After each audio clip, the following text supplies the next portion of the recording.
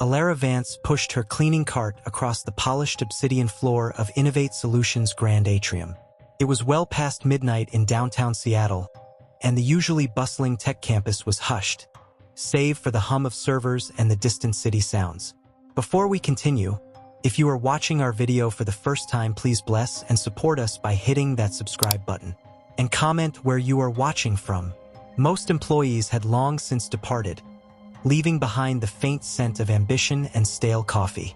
Elara, in her simple gray uniform, was part of the invisible machinery that kept the gleaming surfaces spotless and the environment pristine for the next day's wave of innovators. She moved with quiet efficiency, her thoughts often drifting to the textbooks she devoured during her breaks, worlds away from the smudge marks and discarded snack wrappers that were her current reality. Tonight, Alastair Finch, the company's CEO, was burning the midnight oil in his panoramic office on the 30th floor, wrestling with a complex international merger. Deciding he needed a walk to clear his head, he took the glass elevator down to the atrium, a vast space designed to inspire awe. As the doors whispered open, he heard voices, unexpected at this hour. He followed the sound to a discreet alcove near the international visitors display.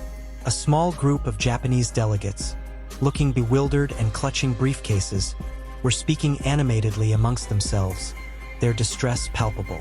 And then, another voice, calm and melodic, speaking flawless Japanese.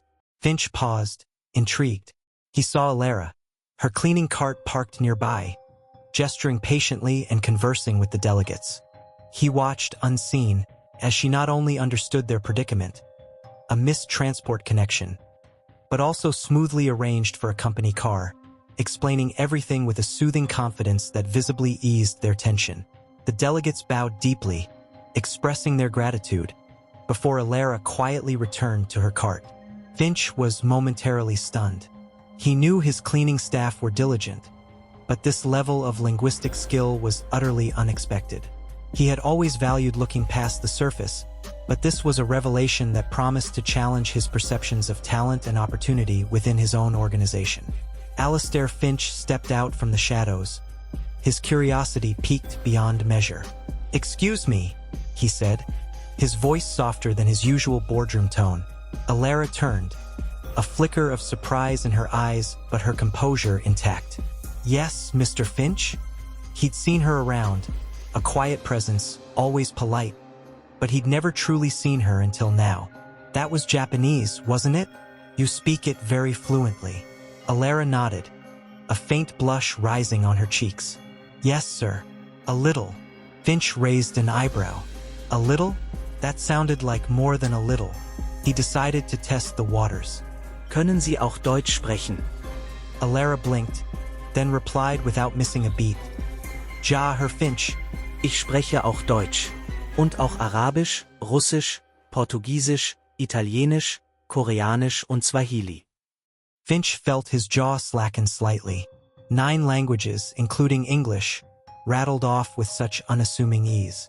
He tried to reconcile the image of the woman before him, a janitor, with the polyglot who had just navigated a complex situation in a foreign tongue. 9 languages? He confirmed, the number echoing in the vast, empty atrium. "Yes, sir," she repeated, her gaze steady. "How? Where did you learn all this?" Elara hesitated for a moment, a familiar caution settling over her. "I've always had a love for languages. Self-study, mostly. Books, online resources, practice when I can." Finch's mind raced. The company was pushing for global expansion, facing communication hurdles daily. They spent a fortune on translation services, often with mixed results. And here, scrubbing floors, was a linguistic powerhouse, an untapped resource of immense potential. "Ms. Vance, is it?" he asked, recalling her name tag. "Yes, sir. Are you free for a few minutes? I'd like to talk to you. In my office, if you don't mind." The invitation hung in the air, unexpected and potentially life-altering, a silent acknowledgement that her hidden talents had finally been glimpsed. The next morning, the executive floor buzzed with an unusual undercurrent. Alastair Finch had called an emergency meeting with his top department heads, including Sarah Chun, the pragmatic head of human resources. He laid out his audacious proposal to create a new role, a global communications liaison, and to offer it to Elara Vance. A silence fell over the room, thick with unspoken skepticism. Sarah Chun was the first to voice her concerns, respectfully but firmly. Alistair, with all due respect, Ms. Vance has no corporate experience, no formal certifications in translation or international relations. Her background is in custodial services. How can we justify such a leap? Others murmured agreement, their faces etched with doubt. Finch had anticipated this. Her background is that she speaks 9 languages with a fluency I've rarely encountered.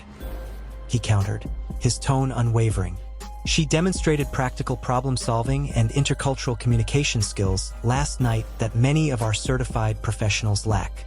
We need to look beyond the resume, beyond conventional metrics of qualification. The debate was heated, but Finch stood firm, championing raw talent over traditional credentials.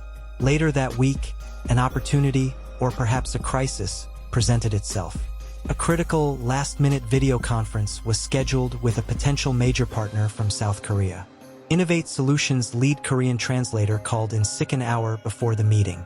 Panic set in, millions were on the line. Finch saw his chance. He found Elara in the staff break room, diligently studying a Portuguese grammar book during her short break. "Elara," he said, his voice calm but urgent. "I need your help, urgently." He quickly explained the dire situation. Elara's eyes widened, a mix of apprehension and a spark of something else, perhaps a hesitant excitement, in them. I've never done anything like this professionally, Mr. Finch. I have faith in you," he said simply, his confidence a lifeline.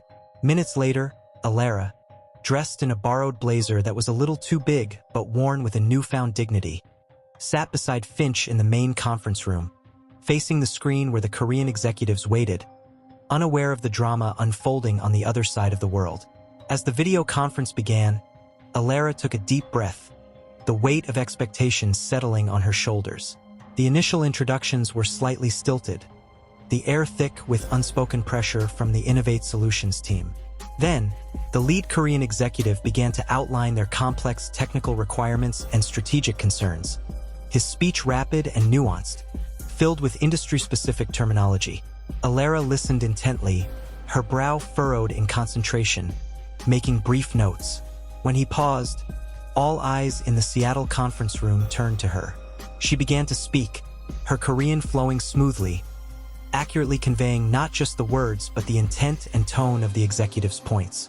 She navigated complex jargon with surprising ease, clarified potential misunderstandings before they could escalate, and even managed to inject a touch of respectful warmth and cultural sensitivity into the exchange.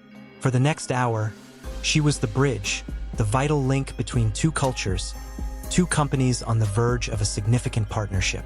Finch watched, a slow smile spreading across his face as he observed his department heads exchange looks of astonishment, their earlier skepticism visibly melting away with every perfectly translated phrase.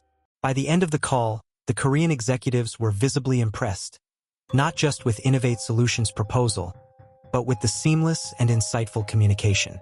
After the call ended and the connection was severed, a stunned silence filled the room, quickly followed by a spontaneous burst of applause.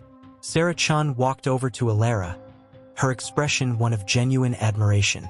"Ms. Vance," she said, her voice holding a new respect. "That was remarkable." The following Monday, an all-company email from Alistair Finch landed in every inbox. It announced the creation of the new Global Communications Liaison position and proudly introduced Elara Vance as its first appointee. The news spread like wildfire, leaving the entire office stunned, then buzzing with excitement and a touch of awe. Elara, in a new office with a view of the city skyline, still felt a bit like she was dreaming. But as she fielded her first international query with quiet confidence, she knew her life and Innovate Solutions had changed forever. The quiet janitor had found her voice, and the world was finally ready to listen, proving that talent could indeed be found in the most unexpected of places.